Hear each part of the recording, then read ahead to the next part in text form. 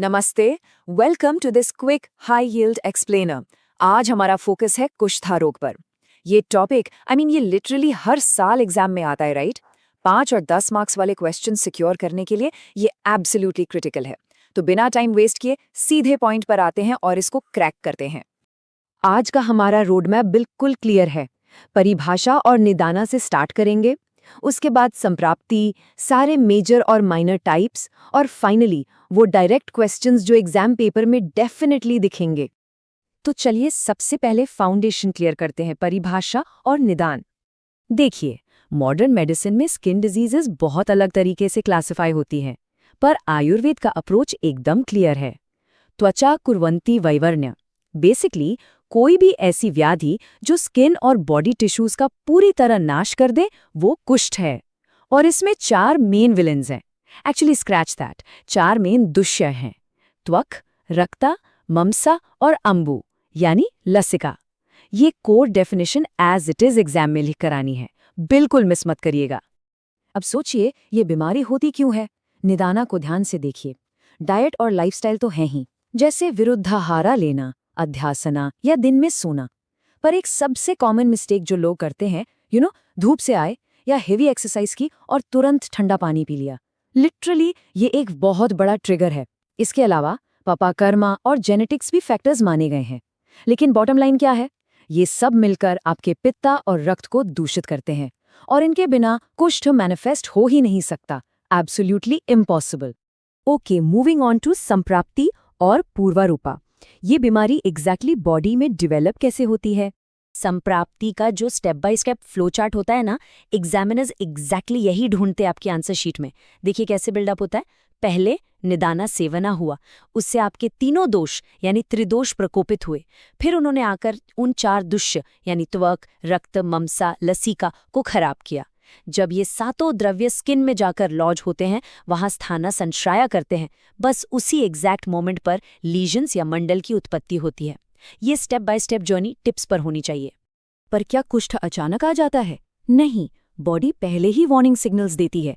Text में exactly 17 प्रीमॉनिटरी science है।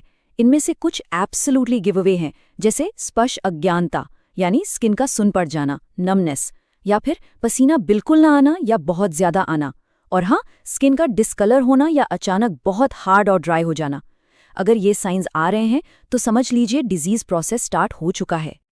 Right, अब आते हैं सबसे इंपॉर्टेंट कैटेगराइजेशन पर, महाकुष्ठा के 7 प्रकार। इस क्लासिफिकेशन का लॉजिक समझ लिया तो रटने की जरूरत ही नहीं पड़ेगी। नोटिस कीजिए दोषा और कलर का कनेक्शन। जहां वाता ज्यादा है, जैसे कपाला में, वहां स्किन ड्राई, रफ और डार्क हो रही है, एक टूटे हुए मटके की तरह। पित्ता जहां आएगा, रेडनेस और जलन आएगी, राइट, जैसे औदुंबरा जो अंजीर जैसा लाल होता है। और कपा अपने साथ थिकनेस और वाइट पैचेस लाता है, जैसे मंडला कुष्ठा में।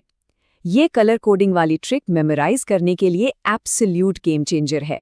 और इन 7 में से एक को अलग से हाईलाइट करना बहुत जरूरी है, काकना कुष्ठा।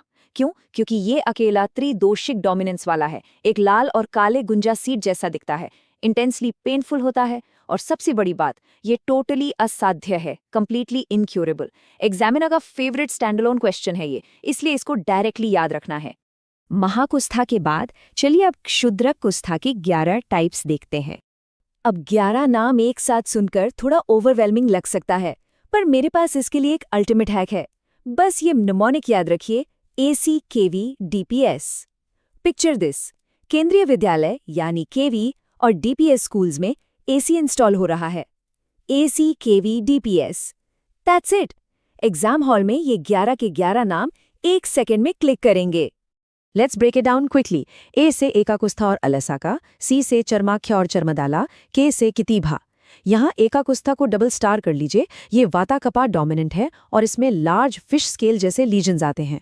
मॉडर्न मेडिसिन में इसे डायरेक्टली सोरियासिस से कोरिलेट करते हैं, और ये प्रैक्टिकल्स हों या थ्योरी, ऑलमोस्ट हमेशा पूछा जाता है। बाकी बचे हुए लेटर्स को भी फिट करते हैं। V से विपादिका, विस्फोटा और विचार्चिका, D से दाद्रु, P से पमा और S से शतरु। इनमें से दाद्रु, जिसे हम ब्रॉडली रिंगवर्म समझते हैं, और विचार्चिका, जिसे एक्जीमा कहा जाता है, बहुत केयरफुली याद रखने हैं। दादरू में कफा पित्ता का रोल है, पर विचारचिका सिर्फ कफा डोमिनेंट है, इसलिए वहाँ सिवियर इचिंग और डार्क इरप्शंस के साथ हेवी डिस्चार्ज होता है। एक्चुअली एकाकुष्ठा और विचारचिका का डायरेक्ट कंपैरिजन एग्जाम में बहुत बार आता है। नोटिस कीजिए, एकाकुष्ठा में वाता और कफा दोनों हैं, तो वाता के वजह से वहाँ एक्सट्रीम ड्राइनेस है और बिल्कुल पसीना नहीं आता। लेकिन विचारचिका में आइसोलेट होके सिर्फ कफा बचा है, तो वहाँ ड्राइनेस नहीं बल्कि हेवी डिस्चार्ज और अनकंट्रोलेबल इचिंग होती है। ये क्लियर डिस्टिंक्शन आपको सॉलिड एक्स्ट्रा मार्क्स दिलाएगा। ओके, फाइनल स्ट्रेच, प्रोग्नोसिस और उन डायरेक्ट एग्जाम क्वेश्चंस पर आते हैं जिनके लिए हम ये पूरा टॉपिक रिवाइज कर रहे हैं। प्रोग्नोसिस को याद रखने का सबसे इजी तरीका है एक ट्रैफिक लाइट सिस्टम को इमेजिन करना। ग्रीन लाइट यानी साध्य या क्योरेबल, अगर डिजीज नहीं है, सिंगल दोषा इन्वॉल्व है और सिर्फ सुपरफिशियल धातुज जैसे रसा, रक्त या ममसा तक लिमिटेड है। येलो लाइट यानी यप्य या मैनेजेबल, अगर कंडीशन मेदा धातु तक डीप चली गई है। और रेड लाइट असाध्य यानी इनक्योरेबल, अगर बीमारी पुरानी या क्रॉनिक हो गई है, बोन्स यानी अस्थि तक पहुंच गई है, या फिर अगर वो काकाना कुष्ठा है। सिंपल, विजुअल और इफेक्टिव, राइट? और ये रही आपकी हाई यील्ड चेकलिस्ट 10 मार्क्स के लिए। संप्राप्ति का फ्लो चार्ट और 7 महाकुष्ठास का क्लासिफिकेशन एकदम टिप्स पर होना चाहिए। 5 मार्क्स के लिए महाकुष्ठा वर्सेस क्षुद्र कुष्ठा और निदाना के साथ पूर्वारूपा, और 2 मार्कर्स में परिभाषा और उन 4 दोषों के नाम पूछे जाते हैं। अगर आपने इस चेकलिस्ट को मास्टर कर लिया तो ट्रस्ट मी, कुष्ठा रोग का क्वेश्चन आपका गलत हो ही नहीं सकता।